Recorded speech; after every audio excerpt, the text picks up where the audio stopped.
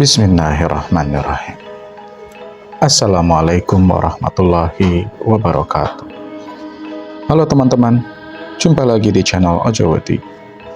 Terima kasih kepada teman-teman yang telah mendengarkan dan telah mensupport channel ini, agar channel ini makin berkembang dan bisa diterima oleh khalayak yang lebih ramai. Seperti biasa teman-teman, jika sudah siap, selamat mendengarkan. Tidak dipungkiri, kandang ayam itu memang tempatnya mereka, terutama ketika malam tiba.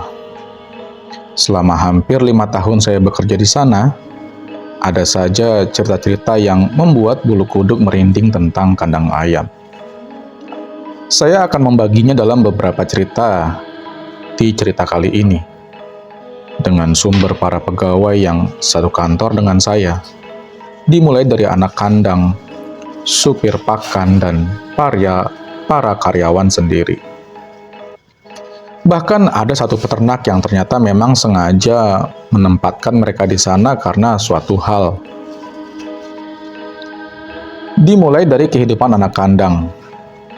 Para pegawai hidupnya adalah mengurus ayam-ayam yang ada di sana, yang ada di kandang, dari mulai DOC atau anak ayam hingga nanti besar dan dipanen selama 30 sampai dengan 40 hari. Mereka seringkali menginap di sana dan mengecek semua keperluan di kandang, termasuk membuang ayam-ayam yang mati di setiap harinya. Namun, hati-hati buat kalian yang pertama kali mendapatkan pekerjaan sebagai anak kandang. Karena terkadang teror tentang mereka bisa dimulai ketika anak ayam baru saja tiba di kandang. Kita tahu sendiri suara anak ayam itu seperti apa. Yang pernah beli ayam yang warna-warni pasti hafal suaranya. Dan itu sangat berisik ketika mereka semua bangun dan mencari makan. Suara ciak-ciak ayam akan terdengar sepanjang hari, sebelum akhirnya suara itu terhenti ketika malam, di saat malam tiba ketika mereka sudah tertidur pulas. Tapi terkadang di tengah malam, anak kandang yang mungkin sedang beristirahat dibangunkan dekat kandang ayam. Seringkali mendengar suara ciak-ciak ayam yang lain dari biasanya. Suara ciak-ciak ayam yang aneh, yang terdengar samar-samar seperti sedang bergerak ke sana kemari, mengelilingi kandang yang besar itu. Padahal kita tahu, anak ayam yang datang tidak mungkin bisa memenuhi seluruh kandang. Biasanya mereka akan disekat terlebih dahulu di suatu tempat karena ukurannya yang masih kecil. Tapi suara ciak-ciak ayam ini seperti mengelilingi kandang, bahkan hingga keluar dan terdengar di tempat si anak kandang ini beristirahat. Suaranya itu terdengar samar-samar, kadang terdengar sangat keras. Terdengar pula sangat berisik di telinga. Untuk anak kandang yang sudah sering mendengar hal ini, biasanya mereka akan bisa membedakan suara ciak-ciak ayam itu.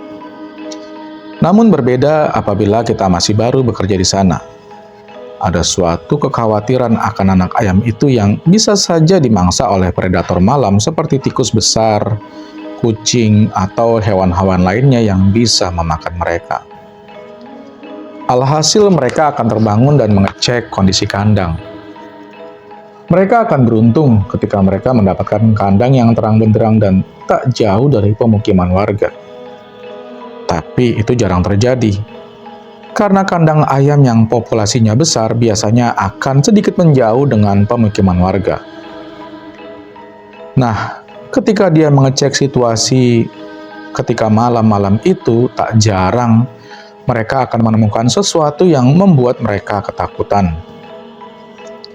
Biasanya mereka akan sadar bahwa suara ciak-ciak ayam itu bukanlah suara dari anak-anak ayam yang ada di kandang, melainkan suara dari kuntilanak yang seringkali muncul dan tergiur oleh bau ayam yang menyengat di dalam kandang.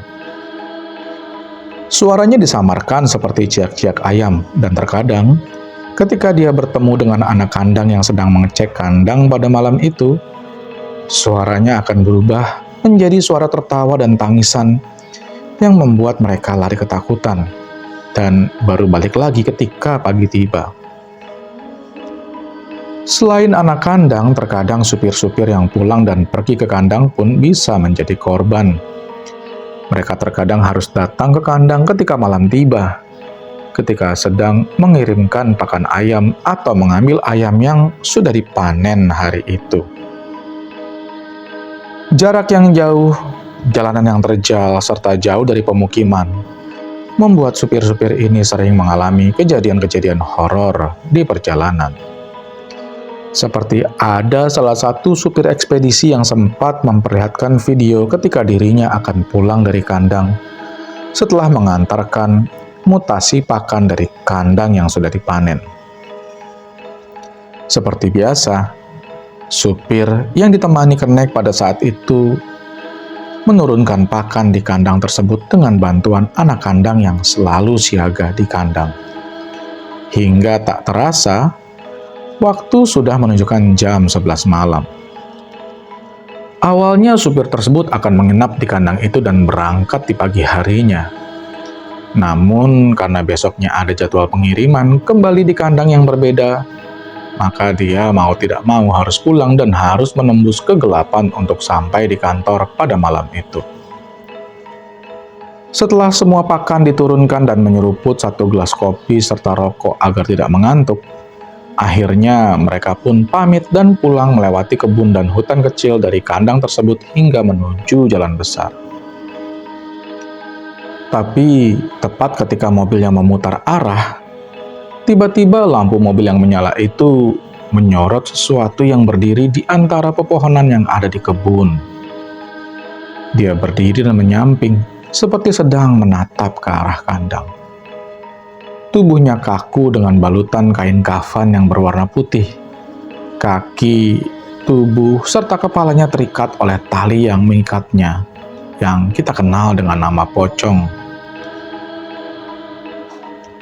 Pocong itu hanya terdiam ketika lampu mobil yang terang itu menyala.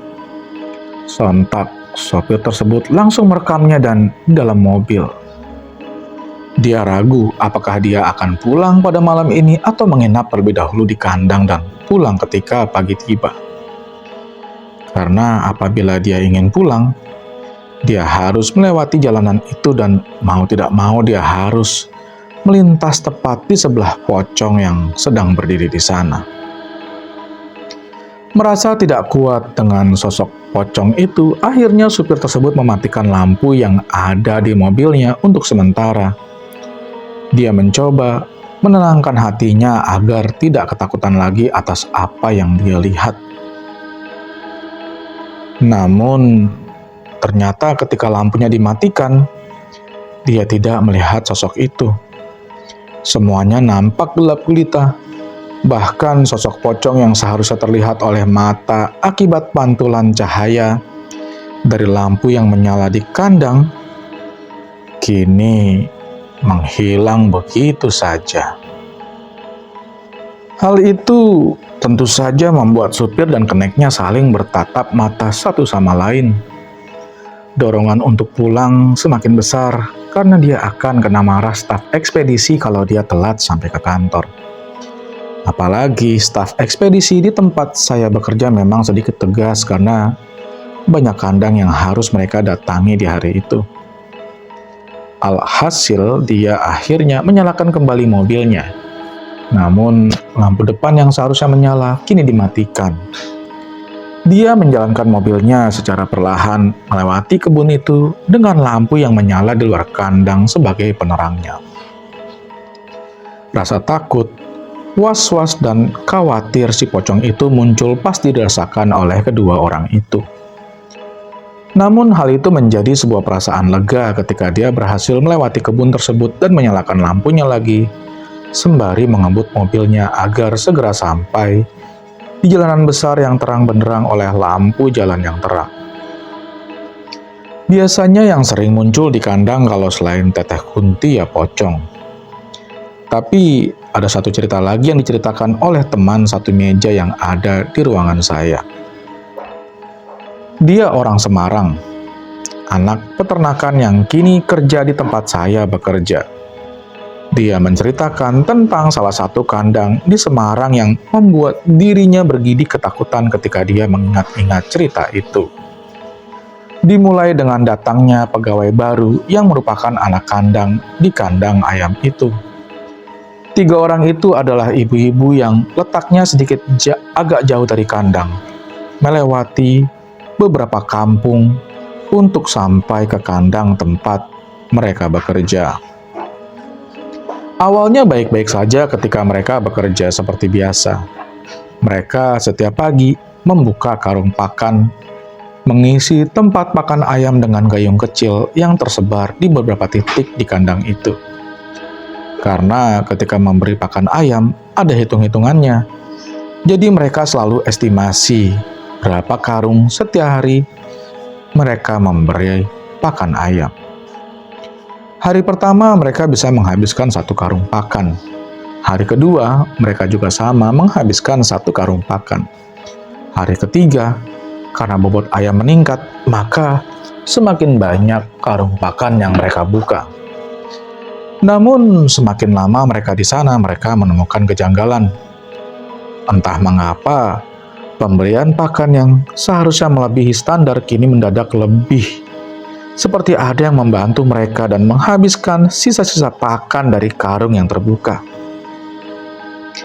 Awalnya mereka hanya berpikir mereka bekerja lebih cepat karena terbiasa dengan apa yang mereka kerjakan. Tapi ketika di hari ke-17, ada salah satu dari mereka yang mengalami keanehan dalam kandang. Dan itu menjadi alasan kenapa pakan-pakan itu semakin cepat habis dari karung yang ada di kandang itu.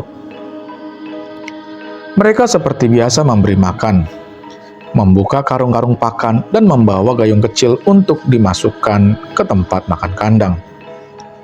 Awalnya mereka biasa-biasa saja, canda tawa dengan teman-teman yang lain sembari membawa karung-karung itu untuk mereka sebar ke tempat makan ayam itu. Dan salah satu dari pegawai itu terus bekerja hingga karung yang dia pegang habis.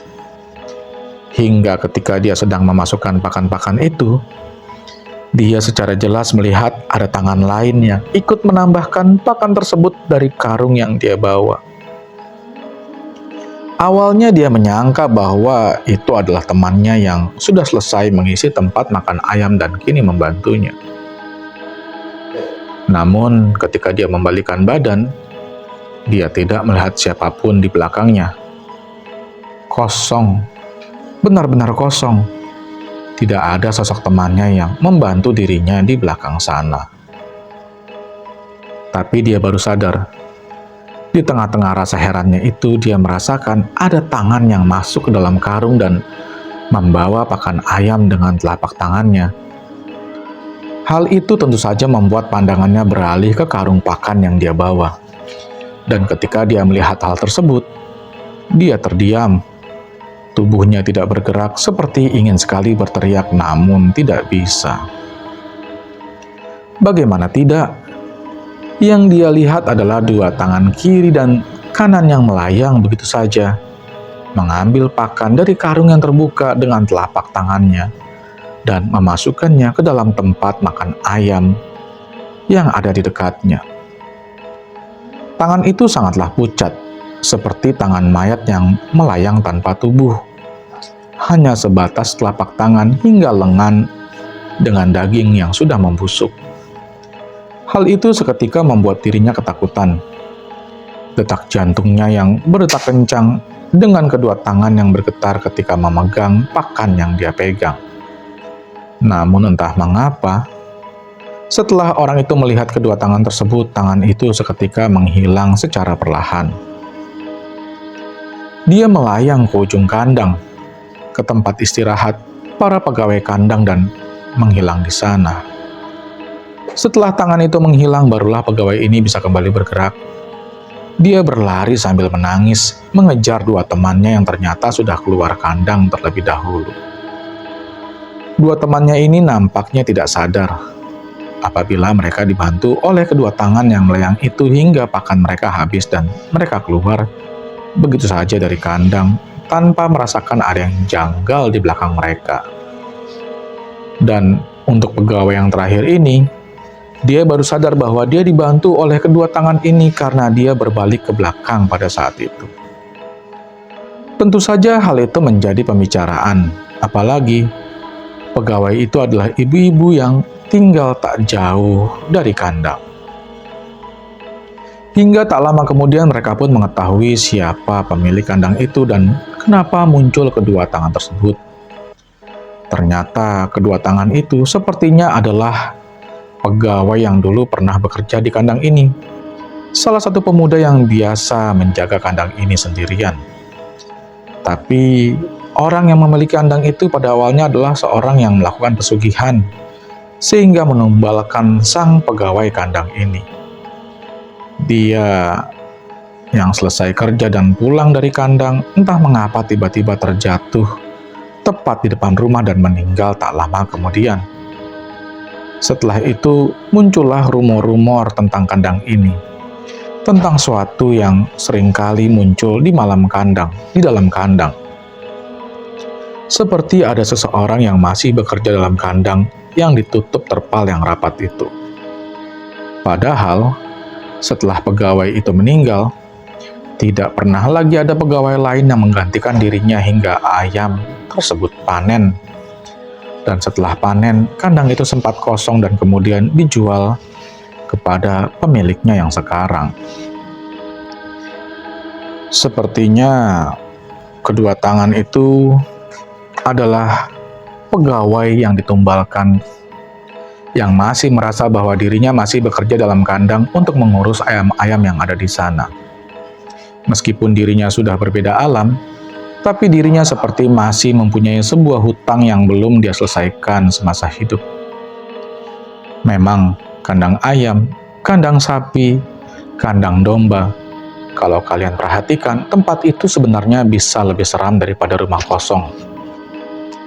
Tapi karena kita lebih familiar dengan cerita horor di rumah kosong, sehingga mungkin masih belum mengetahui bahwa tempat-tempat itu bisa lebih menyeramkan atas apa yang kita kira. Terima kasih teman-teman telah mendengarkan cerita-cerita di channel Ojo Wedi. Akhir kata, wassalamualaikum warahmatullahi wabarakatuh.